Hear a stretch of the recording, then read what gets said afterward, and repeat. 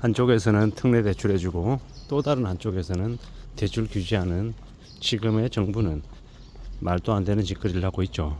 개콘 찍는 것도 아니고 저래놓고 무슨 놈의 대출 이제 관리를 한다라는 건지 어처구니가 없죠. 2026년 상반기만 해도 무려 가계대출이 26.5조가 늘었답니다. 미친 거죠. 가계대출을 줄여야 되는 상황인데 지금 계속 늘리니까 점점 더 나라가 많이 가고 있는 거죠. 이러한 상황이 계속되고 있으니까 참 어처구니가 없습니다. 오죽하면은 어떤 일이 벌어지고 있습니까? 한국은행 총재가 윤석열 정부가 금리 인하라는 압박을 해도 안 합니다. 왜 안 하겠습니까? 지금 잘못했다가는 정권 끝나고 다 전부 다 깜빵 가야 되거든요. 왜요? 지금 개막장으로 지금 치닫고 있는 게 지금의 상황입니다. 아무도 일하지 않고 술 처먹고 싸돌아다니고 그냥 세금만 탕진하고 있는 게 지금의 나라입니다. 어떻게 하다가 이 모양이 됐습니까? 참 개판도 이런 개판이 없죠. 저는 감히 말씀드립니다. 20대에 정신 나간 이 세대들과 60대, 70대, 80대 그 보수라고 얘기하는 윤석열 빨아주는 그 정신 나간 세대들이 지금의 나라 꼴을 만들었다고요. 그들이 엄청난 잘못을 저지르고 있다라고 저는 생각합니다.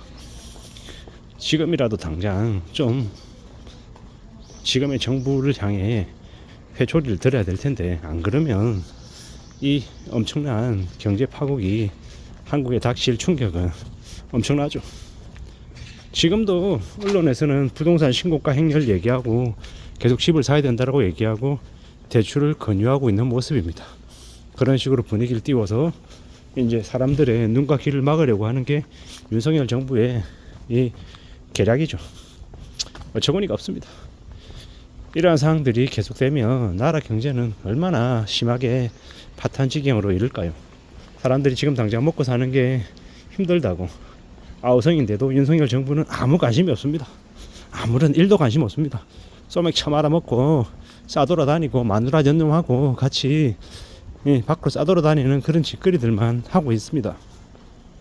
그러려고 대통령이 되고 영부인이 됐기 때문이죠.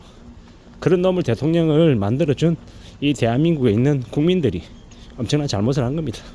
앞으로 또 그런 인간들을 또 뽑아줄 거냐, 참 화가 나는 거죠. 이래저래 지금 온갖 특례 대출로 지금 대출을 너무 많이 돌려줘서 지금 심상치 않은 상황까지 왔습니다. 이러한 상황들이 계속 벌어지면 어떻게 됩니까? 국가 신용등급 하락. 국가 신용등급 하락이 뭡니까? IMF죠, IMF. IMF 경제 위기가 이제 1997년 11월에 있었죠. 그걸 우리는 잊어버리고 살았습니다. 한때 한국이라고 하는 나라는 IMF 이후에 그 부채 관리가 되게 잘 되던 나라, 재정이 매우 건전한 나라였습니다. 근데 지금은요, 잊어버렸죠. 까먹어 버렸습니다. 지금은 엉망진창이 되어서 이제 개막장 상태로 이제 가고 있는 게 지금의 모습입니다. 앞으로 얼마나 엄청난 일이 벌어질까? 우리는 각오를 단단히 하고 살아야죠. 마음 단단히 먹고 지내야 될 것 같습니다. 이제 온갖 일들이 벌어질 거기 때문입니다. 그런 얘기를 하더라고요. 2025년 내년 7월 1일 이후부터 이제 가산금리 부과되고 나면 꽤 많은 사람들이 이제 주택담보대출 낸 이들이 엄청나게 이제 연체할 거라고. 그리고 2026년 이제 이 되면 2026년 이제 그와 비슷한 한 1년 뒤쯤인 2026년 초부터 해가지고 이제 경매가 되게 우두두 쏟아질 거란 얘기를 합니다. 참 어이가 없는 게 6억 이하의 주택들 경매에도 6개월 유예를 시켜줘가지고 윤석열 정부가 자기 때 그 부채 폭탄 터지지 않게끔 하려고 자꾸 뒤로 밀어나가지고 일이 벌어지는 일이죠. 어처구니가 없습니다. 자기 때 벌어지지 않게 하려고 이제 5년 그 고정금리 대출로 계속 전환도 유도하고 어떤 식으로든 안 터지게 하려고 온갖 장치를 다 해놨다라고 하죠.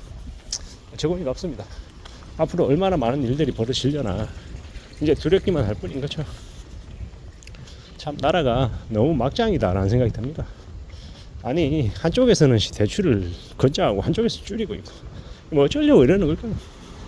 이제 이게 시간이 지날수록 이제 어떤 일이 벌어지냐, 대출 중간 상태를 이제 맞게 될다라는 걸 말씀드립니다. 대출 중단이 되면 어떻게 됩니까? 집 살려고 분양받았던 사람들이 중도금 대출 받아야 되고 자금 치러야 되는데 이제 그걸 못하는 일이 이제 벌어지는 겁니다. 기존에는 대출을 신청하면 당연히 대출이 나왔습니다. 그런 시대에 살았습니다. 이제 시간이 지나면 어떻게 되겠습니까? 대출 신청해도 대출이 나오지 않는 일이 벌어지면요, 어떤 일을 맡게 되겠습니까? 또한 빚으로 막아오던 이들이 대출이 안 나오면 힘들어지는 거죠.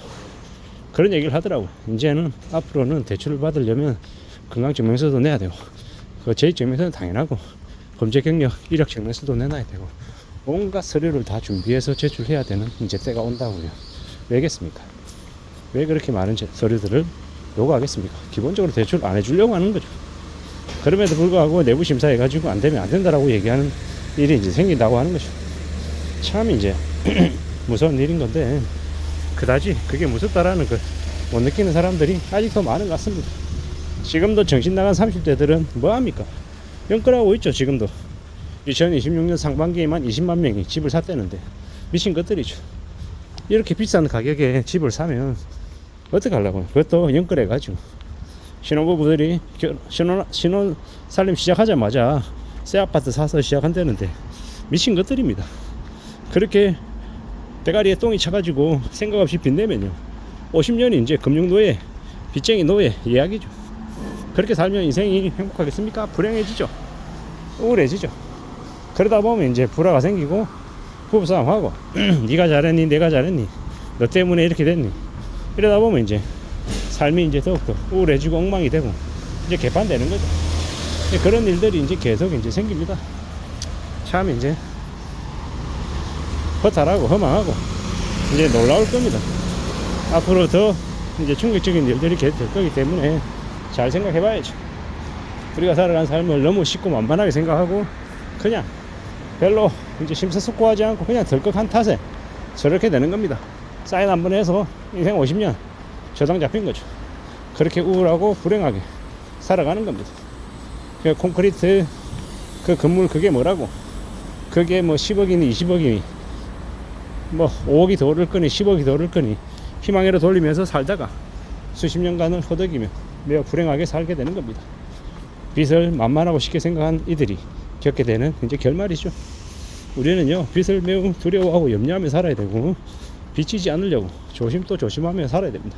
그렇게 살아야 삶을 지키고 안전하게 지낼 수 있다라는 말씀을 드립니다.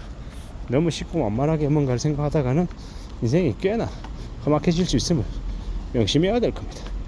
그렇게 조심하며 살아야 된다라고 말씀드립니다. 이상입니다.